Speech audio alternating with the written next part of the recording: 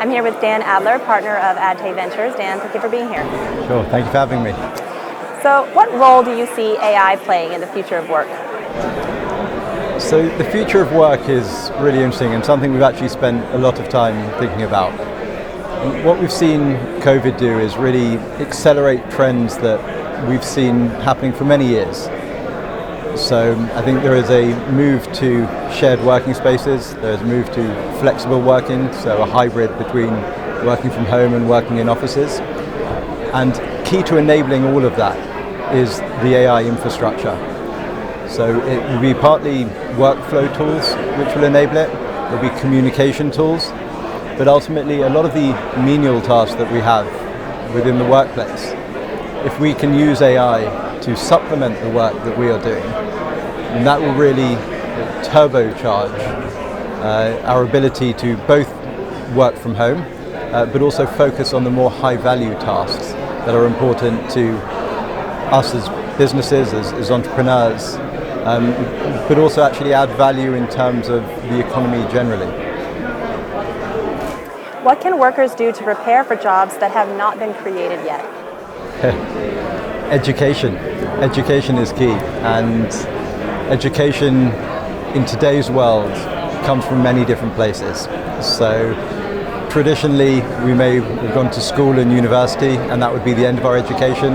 We'd then have an element of learning on the job. Today's world is very, very different. The knowledge we all have access to through the internet, through podcasts, through Clubhouse, it's really changed the paradigm of education. So we've gone from a very formal education where there are very specific things which people were studying, very specific skill sets, to now actually focusing on much wider interest-based education. So my advice to anyone who is looking to prepare for the next generation of work is just educate yourself in what interests you. And the world is developing in such a way that you'll be able to find a role within that, provided you're properly educated. What criteria do you look for inside businesses that give you confidence in their sustainable longevity and growth? So the key for any business is the founding team. The most important point, before we get into how good a business is, how good the unit economics are, how interesting the market is, which are all important factors, it really comes down to the team. Because even if the idea is right and the product is great, if the execution is not there, if the management team is not right, then they will never be able to execute on the brilliant idea. That for us is the most important and step one. We'll then move on to an idea-based analysis, which means essentially diligencing how good the idea is, how big the market they're moving into it. And then the third step is actually drilling down into the business itself. So yes, this is a great idea, a great product, and we can see how it fits in. It has a role to play within the market. But is the market sufficiently big that it allows them to grow to a scale which makes it interesting from an investing perspective? It's also worth mentioning, it kind of depends what stage of a company we're investing in. So an earlier stage one, growth, although there needs to be a clear growth plan, there may not yet be a growth trajectory.